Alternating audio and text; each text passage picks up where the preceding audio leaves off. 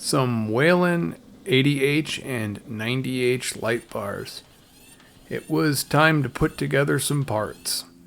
I knew I had a lot of parts lying around, and I had recently assembled a toe or wrecker version of the bar that I'd been meaning to for a while, so I figured it was time to dig in. Go ahead and pause it if you want, and be simply overwhelmed by the number of models of this light bar that existed. On top of that, looking at the base models, you can see that the numbers don't even line up. Model number wise, from one to the other, they're not really the same, although some of the same options exist. The 90H being the dual reflector, the 80H being the single reflector. Other than that, the insides of the bar should be relatively similar. The motors are different speeds, 75 versus 55 RPM.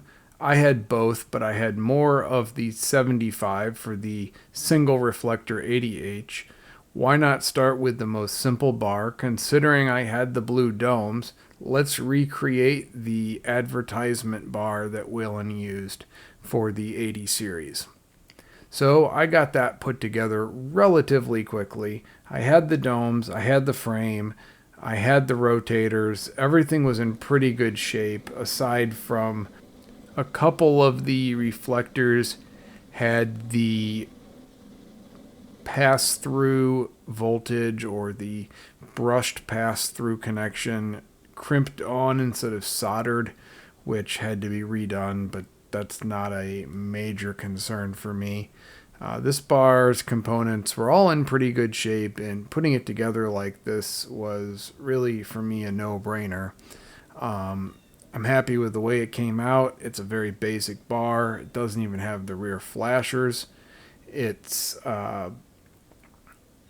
the absolute base model for the single reflector style.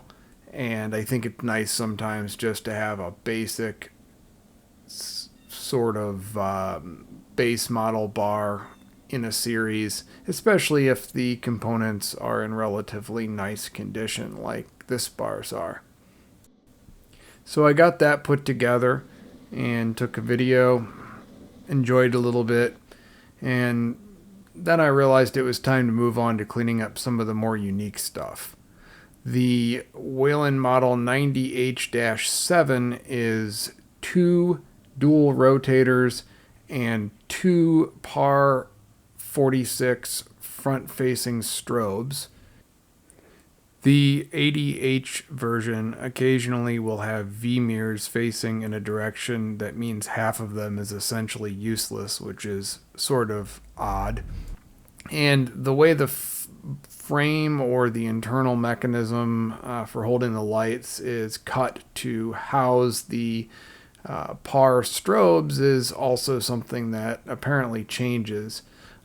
This method of notching the chassis on the inside was popular, but I remember my bar I used to have actually had the rotators kind of marooned on their own little stand-ups, which are the same or similar to those used in the early version of the responder light bar.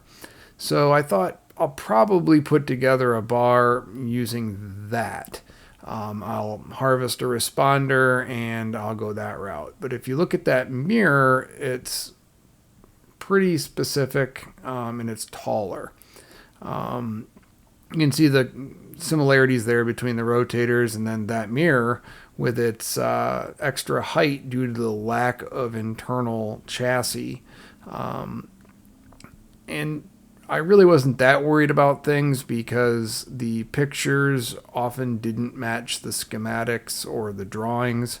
So I decided I was just going to go for it and notch out the metal frame and go that route, but with a 90 bar. So this is what I did is I notched the frame. Unfortunately, the only strobes I had were off-brand. I'll have to throw some Whelens in there when I dig them out. But I also didn't use V-mirrors. I thought a nice compromise would be just to put a flat mirror there. I happen to have some, and they really serve the purpose better, I think. They block the back of the strobe and give an extra rear flash, but at the same time, they're not a pointless V that really doesn't catch a flash from one side.